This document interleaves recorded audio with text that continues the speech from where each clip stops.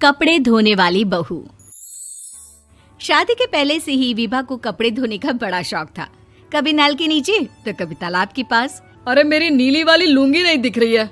विभा की अम्मा, कहाँ रखी है लुंगी? अरे वो तो विभा ने परसों ही धोकर रखी थी आपकी अलमारी में, देखो वहीं होगी। वो ना मैंने आज धो दी, मुझे लगा कि गंदी हो गई होगी। अरे कैसे गंदी हो गई थी? उसे तो मैंने पहना भी नहीं। हे भगवान, इस लड़की के कपड़े धोने की आदत से परेशान हो गया हूँ मैं। जितना तो घर में राशन नहीं आता, उससे कहीं ज्यादा डिटर्जेंट पाउडर का खर्चा है। इसकी शादी करवा दो, शादी। जाए अपने घर में ही करे काम, फिर चाहे घर के कपड़े धोने हो या पूरे गांव के। हाँ ठीक बोल रही हो, देखता हूँ मैं कोई लड़का। वो दिन भी आ जाता है जब विभा को देखने लड़के वाले आ जाते हैं। लड़की मुझे अच्छी लगी। होने वाली सास कहती है, बेटी अगर कुछ पूछना है तो पूछ लो। वैसे तो हमारी लड़की बहुत ही शर्मीली है, जो बोल दो वो मान लेती है, इसे क्या पूछना होगा। अरे कैसी बात कर रही हो माँ, मुझे इन लोगों के घर रहना है, सवाल तो कई है। हाँ हाँ बेटा, पूछ लो ना, क्या पूछना है। आप लोगों के घर कपड़े कौन धोता है? सास का मुंह बन जाता है। देखो, अगर तुम ये कहना चाहती हो कि तुम्हें कपड़े धोने नहीं आते तो सुन लो, कपड़े मैं ही धोती हूँ, लेकिन तुम्हारे आ जाने के बाद मैं रुमाल तक नहीं धोऊंगी। अरे चुप रहना भाग्यवान, बहू बेचारी घर आई नहीं, उसे डराना शुरू कर दिया। वो क्या है ना बिटिया, अभी तक तो ये कल्लू की माँ ही धोती थी, लेकिन अब तुम्हारे पापा तो दहेज में वॉशिंग मशीन देंगे ही। तभी विभा की माँ बोल पड़ती है, सवाल भी पूछा तो क्या। वैसे भाई साहब, मशीन की तो फिर भी कपड़े धोने की कैपेसिटी होती है। मतलब जो बिटिया दे रहे हैं ना विभा, इसे कपड़े धोने का बहुत शौक है। ये आप लोगों के क्या, आस पड़ोस गांव मोहल्ले सबके कपड़े धो दे और उफ तक ना करे। बाहर देखा नहीं आपने कितने कपड़े सूख रहे हैं? सब हमारी बिटिया ने ही तो धोए हैं। बस भी करो ना माँ, शर्म आ रही इतनी तारीफ सुनकर। और तो और एक दाग निकाल कर दिखाओ तो मान जाऊं। हाँ अच्छा, माफ करना बेटा, मैंने गलत समझा। हमें तो रिश्ता बहुत पसंद है। और ऐसे जुड़ जाता है रिश्ता कपड़े धोने का शौक रखने वाली विभा का। उसकी शादी हो जाती है कोयला फैक्ट्री में काम करने वाले कल्लू के साथ। शादी के बाद अचानक विभा चिल्लाती हुई सास के पास आती है। सासू माँ, अरे सासू माँ कहाँ है आप? ये तो धोखा है, धोखा दिया आप लोगों ने मुझे। इसे ससुर के चक्कर के बारे में पता चल गया। अरे तो उसमें तुझे क्यों धोखा मिला है? अरे नल में पानी नहीं आता, कपड़े कैसे कब धुलेंगे? अच्छा, तू पानी नहीं आ रहा उसकी बात कर रही है। तो आपने क्या सोचा? कुछ नहीं। अच्छा, तेरी माँ ने कहा था कि कपड़े धोने का शौक है तुझे, याद आया मुझे। शौक बोलकर कपड़े धोने वाले मेरे जुनून को कम ना आके सासू माँ, कपड़ा धोना मेरा गुरूर है।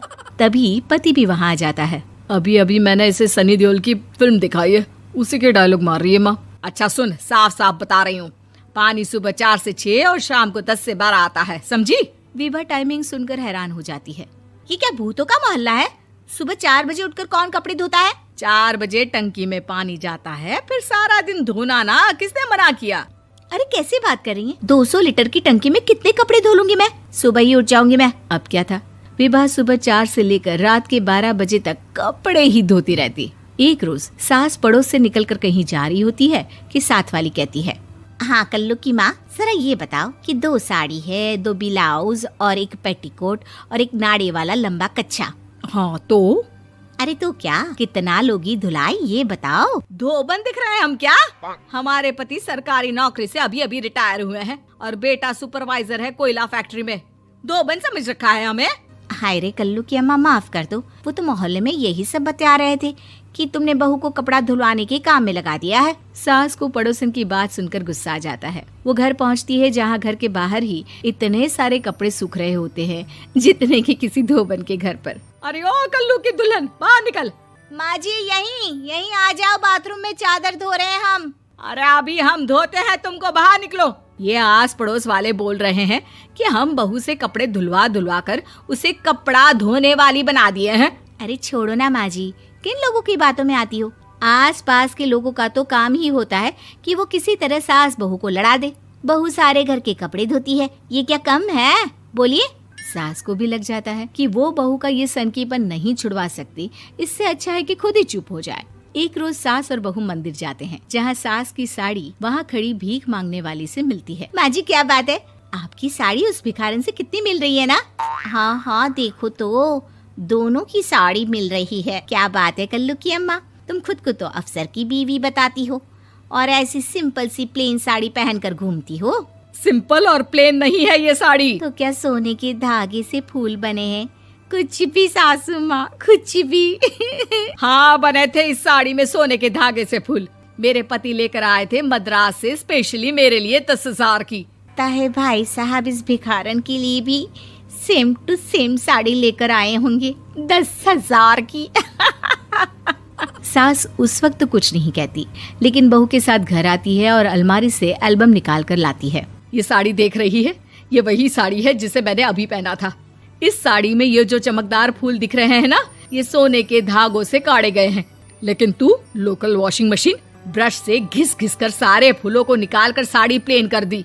मुझे माफ कर दीजिए सासू माँ। और तो और, जब मैंने तुझे तेरी गलती के लिए कुछ नहीं कहा, लेकिन तूने तो सबके सामने मेरा मजाक ही बना दिया। क्यों? बहू को समझ में आ जाता है कि अब से उसका कपड़े धोना बंद।